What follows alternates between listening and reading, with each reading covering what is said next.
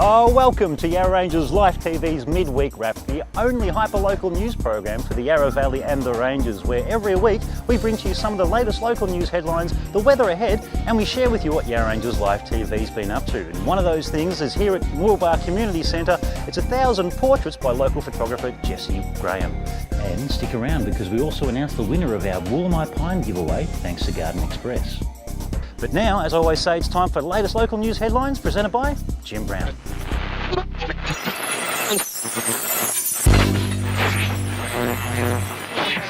Hi, I'm Jim Brown. Welcome to the Midweek Wrap, brought to you again on a wintry day from the Killara Estate Winery in Seville East. The Mount Evelyn Mail's front page story is about a cash boost for a project to ease the housing crisis in that area. The government has announced a $200,000 social housing investment planning grant which will help the Yarra Ranges Council plan a housing development for a property in Anderson Street. The news has been welcomed by homelessness campaigner Neil Taylor from the group Holy Fools. He has for a long time been trying to relieve the chronic homelessness problem in the area, and he credits the council for initiating this development. The land is close to the town centre, public transport, education and job opportunities. In the Ferntree Gully Belgrave Mail, a front page story about Ferntree Gully Art Society President Shirley Dugan, who has received an award for her volunteer work with the local arts community. A Victoria Day award acknowledges her untiring efforts to promote art projects in the area, including something she helped establish, the highly regarded Kids After School Arts program and art classes in the Hut Gallery during school holidays. The Upper Yarra Mail's front page looks at the newly commissioned telephone tower, which has greatly reduced a long-standing problem of poor phone reception around Warburton. The tower is the result of a public meeting convened 5 years ago, where local residents appealed to Telstra and the Yarra Ranges Council for something to be done. Phone reception has now been made available to many more residents, although apparently there are still a few pockets without mobile phone service, and this has been put down to Warburton's mountainous topography. Well, it's certainly a long way from the Yarra Ranges on a day like this to Alice Springs, but the front page of the Ranges Trader Mail pays tribute to a local woman who won Central Australia's equivalent to the Melbourne Cup, the Alice Springs Camel Cup. Gembrook resident Rachel Woodham last week was the winner of the famous race on a camel named Golden Nugget. Rachel's love of camel riding started when she was a teenager, and after falling off several times in her first outing, she improved her skills to be one of Australia's top camel riders in various races around Australia. According to Rachel, there's as much fun attending the Alice Springs Festival as taking part in the race. It speeds up to 60 kilometres an hour. She has accumulated a lot of trophies and says she just loves it and hopes to defend her title next year. And in the Mountain Views Mail, a tribute to the passing of a wedge-tailed eagle, Jess, at more than 40 years old, who spent most of his life at the Healesville Sanctuary. This well-loved eagle flew for the last time on the 12th of July. Jess's ability to demonstrate his majestic flying skills made him not only one of the sanctuary's star attractions, but he also appeared on a postage stamp, in a movie, and on the Wolf Blass wine labels. And he was the embodiment of Bunjil, the spirit eagle whose story was told by Wurundjeri elder Murrindindi at the beginning of the popular Spirit of the Sky presentation. Murrindindi performed a moving smoking ceremony in a sacred place in nearby Corrandirk bushland, saying the mighty bird would always be dear to the hearts of the Wurundjeri people. I was lucky enough to see Jess in action several years ago. It was an amazing, unforgettable experience. He will be missed. Well, that's all for now. Thanks for watching the Yarra Ranges Life TV Midweek Wrap. Stand by now for the weather.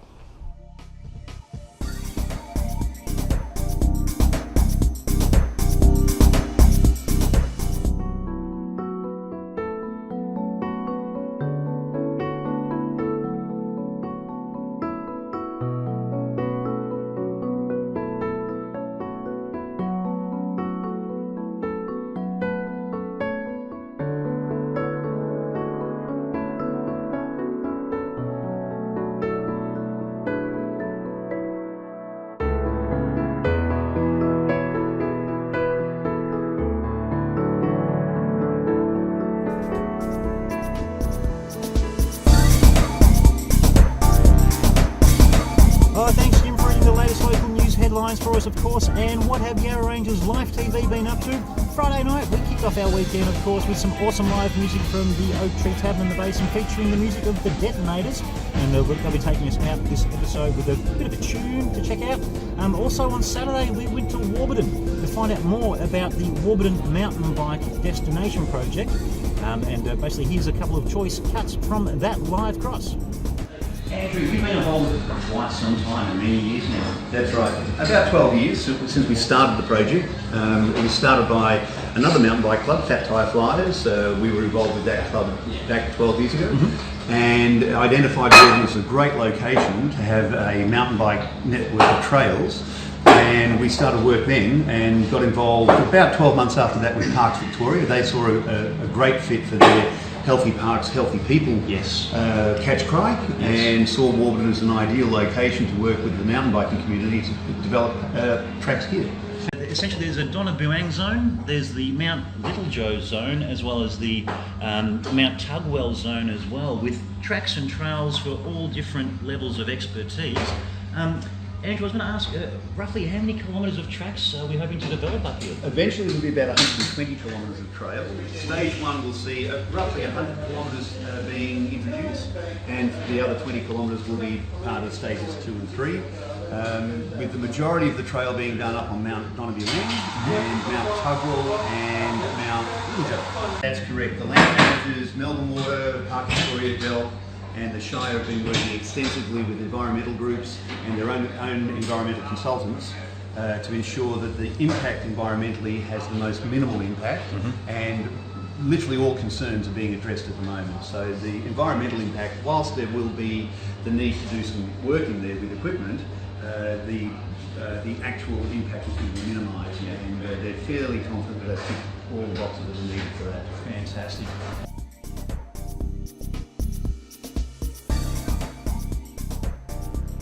And then on Saturday afternoon, we travel down to Mooroolbark Community Centre, where you'll find Jesse Graham's 1000 Portraits project, which is on display there. We had a chat to the photographer himself, and here's a couple of cuts from that interview.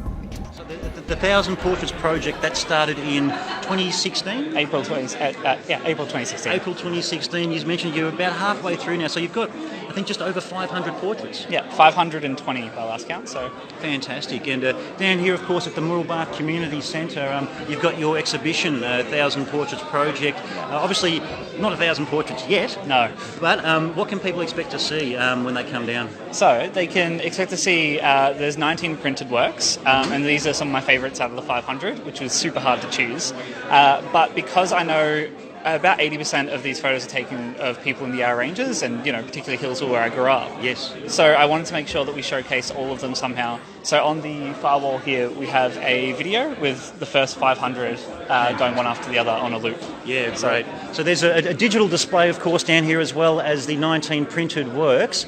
And come down and check it out, because it's fascinating. Some of the portraits that Jesse's you've captured, it really you can see the personalities and some of the moods in the shots, and that's what I love about photography. You're sort of capturing that moment in time.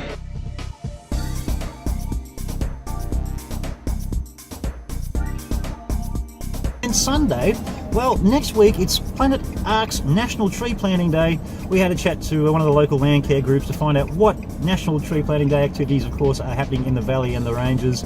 Let's find out what's going on there. And we're here with Karen Garth, who's part of the Healesville Environment Watch Incorporated group, who are holding some tree day planting activities here in Healesville. Hey Karen, thanks for joining us live on Yarra Rangers Live TV. Thank you, Patrick. What a beautiful morning. It's glorious, isn't it? So next Sunday, the 29th of July, 10 a.m. to 12 p.m. is when the planting is taking place here at the Council Reserve, of course, as you heard Karen say, between number 45 and 47 Farnham Road in Healesville. This gets a lot of shade. Here in Healesville, we are part of Melbourne's catchment, so we get some reasonable rainfall, and the growth that our plants have put on in 1 year is just phenomenal. It's great, just fantastic. So we're looking forward to some of the participants coming back again to see what their good efforts have achieved, and then we're going to be planting a couple of other areas by the creek so that we can just continue that good work. Yeah, fantastic. Now, if you would like to register to be involved in the particular National Tree Day activities happening here in Healesville, in fact, if you want to register for any of the Tree Day activities that are taking place in the Yarra Valley and the Ranges, there's a Planet Arc website that you can go to. Mitch, I'll get you to come in nice and close again on this one. It's visit www.treeday.planetarc.org, and then you can do a search for the suburb or the township in your area, and you'll find, of course, all the Tree Day activities there. There's a button there that you can click on to register, and of course let Karen know that you'd like to be involved in the activities here. But again, it's a wonderful day that helps galvanise people to come out and help Landcare or other environment groups, and they're just wonderful partnerships happening all over the country.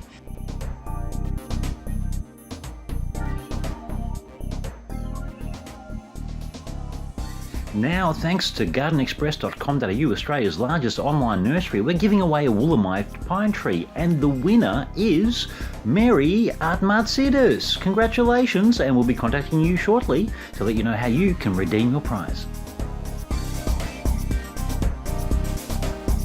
And that's the end of another midweek wrap, of course, for this week. Big thanks to everyone involved in this week's production. Of course, Jim Brown for reading the latest local news headlines for us. Mitch Hatten, cameraman extraordinaire. Love your work, mate. And of course, Tremaine Cedrus and Keaton Webb for helping us out behind the scenes, some of our production as well. Of course, I'm Pat Boucher. Thank you, of course, for tuning into our content. We've got over 400 videos now on Facebook, over 4,100 followers already in 19 months. How cool is that? And we'll continue to keep living, loving and sharing life in the Yarra Valley and the Ranges, only on Yarra Ranges Live TV. Here's the Detonators, live at the Oak Tree Tavern in the Basin. Thanks for watching, guys. See you next week.